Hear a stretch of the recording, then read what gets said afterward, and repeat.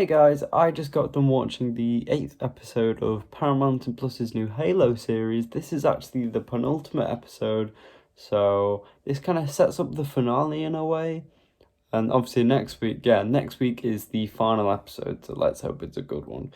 And this episode was actually pretty good, I can't lie. It was a lot better than the disappointment that was episode 7, because the character that was in that episode that no one cares about wasn't in this episode, and that story didn't even continue, didn't get further developed, none of that, and I really like that in this episode. And so this episode continues the story from episode 6, obviously, from 2 weeks ago. It's annoying that they've done that, but, so the story left off with Master Chief and this girl who is obviously an undercover agent for the Covenant. Sorry, I said under Covenant, lol.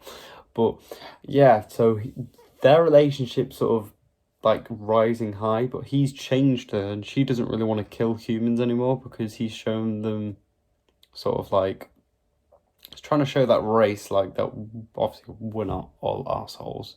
But, Dr. Halsey, on the other hand, she wants the Halo ring. Is that what they've called the artifact finally, the Halo ring from the games?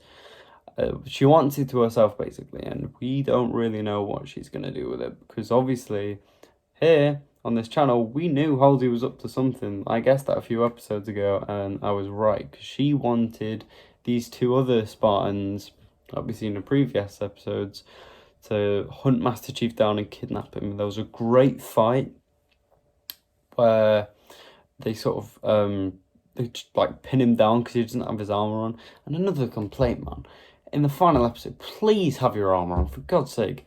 He didn't have his armor on for the whole of this episode, and it drove me nuts.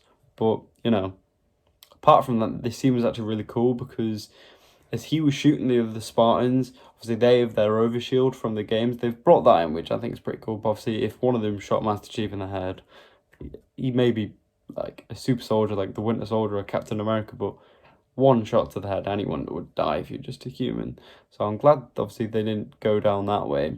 But Kai, the really cool, sort of, what is she? I don't know what they call them. She's a Spartan, but she doesn't have the implant, the emotion implant. And it shows that Master Chief and Kai, they were the only two that weren't being corrupted, even though they put something in their neck to stop them being corrupted. I thought that was really ironic. I thought that was actually really good, to be honest with you guys. And so, yeah, she saves the day and helps Master Chief out. But at the end of this fight, oh God, I think, what's she called? She's not called Kiers. I think she has called Kiers. The blonde lady that that's undercover. She touches one of the Halo rings, and it sends out this shock. And then the episode ends, and you see Master Chief and Kai on the floor with that blood all over their face. So I'm pretty sure maybe one of those other two Spartans have died, so we know Kai and Master Chief haven't died. But yeah, overall, this was a really great episode. There was a good plot twist how the sound file that she's not called Makari, no, that's from the Eternals.